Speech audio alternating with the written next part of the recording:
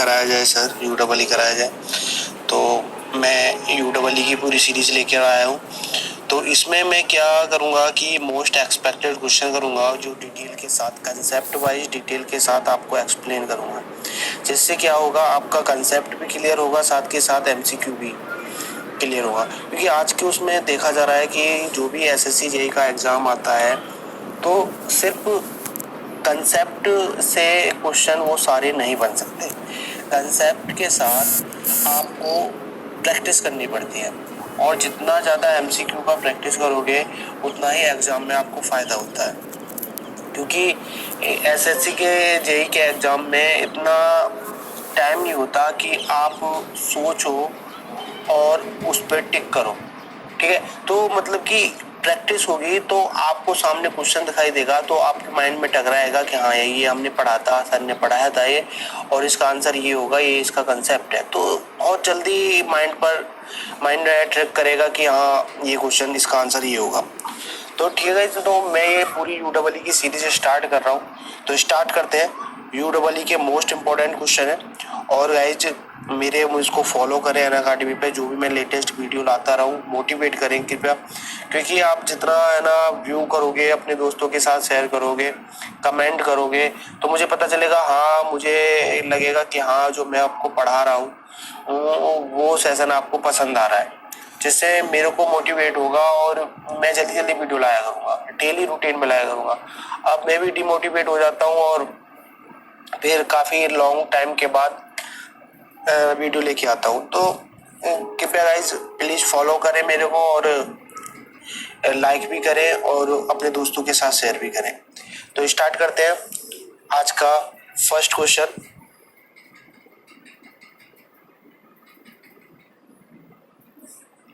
तो आज का हमारा फर्स्ट क्वेश्चन है, a good heating element should have. तो ये जो हिंदी इंग्लिश मीडियम के जो भी है ना चक्कर है, वो मैं आपको साथ के साथ हिंदी में और इंग्लिश में है ही, साथ के साथ हिंदी में भी आपको बता दिया करूंगा। तो ये इसमें पूछा है गुड हीटिंग एलिमेंट में क्या प्रॉपर्टी होनी चाहिए। तो गाइस मैं आपको बता दूं, एक अच्छे गुड हीटिंग एलिमेंट की कुछ प्रॉपर्टी होती है।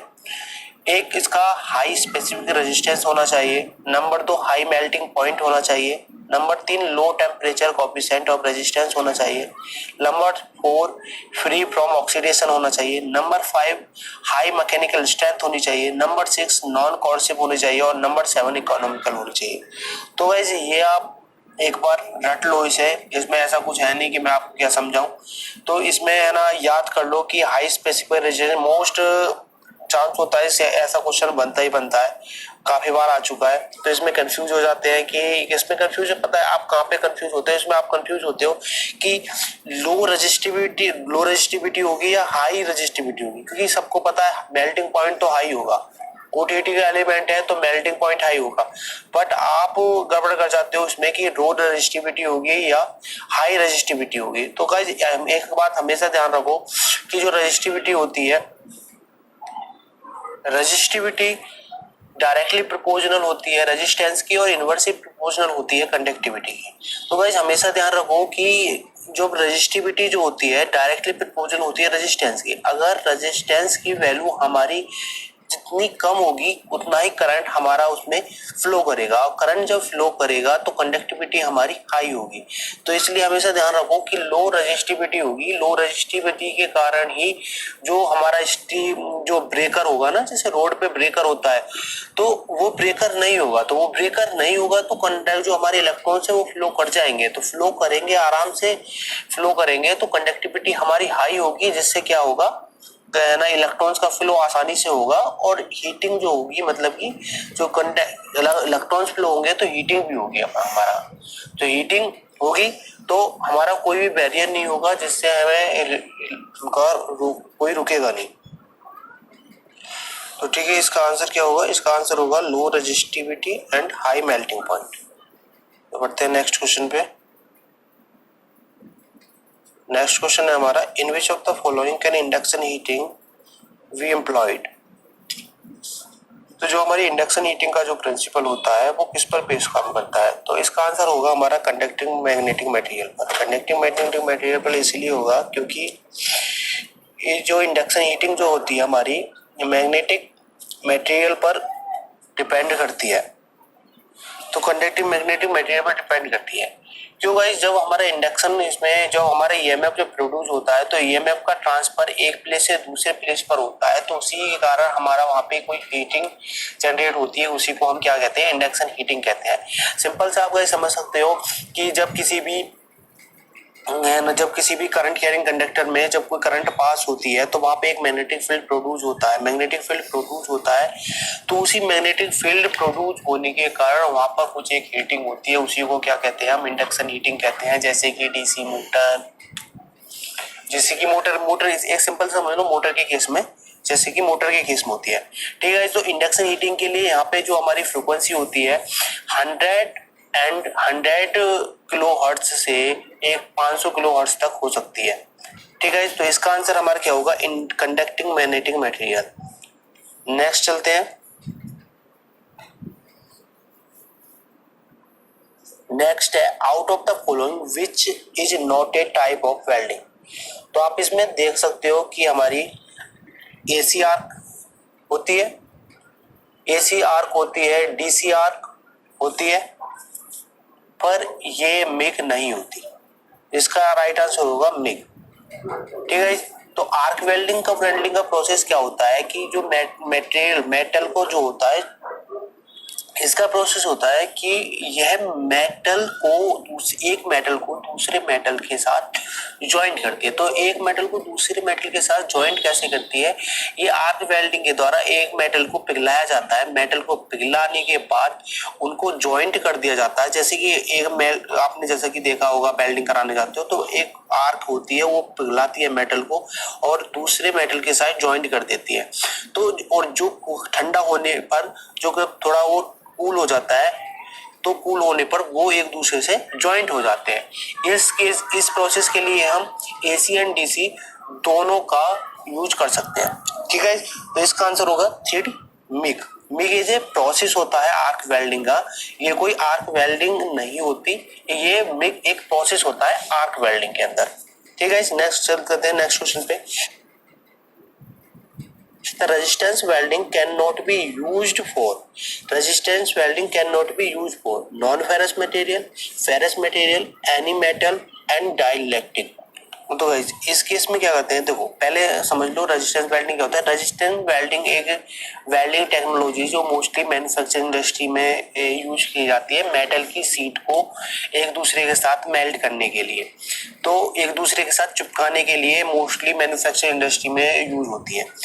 बट इसमें क्या होता है, इलेक्ट्रोड का तो यूज करते हैं जो जहाँ पे मेटल को चिपकाना होता है, तो बट इसमें ferrous and non ferrous material दोनों का यूज करते हैं, बट इसमें डाइलेक्ट्रिक मटेरियल का यूज नहीं करते। तो इसका आंसर हमारा क्या होगा, डाइलेक्ट्रिक मटेरियल का यूज हम नहीं करते।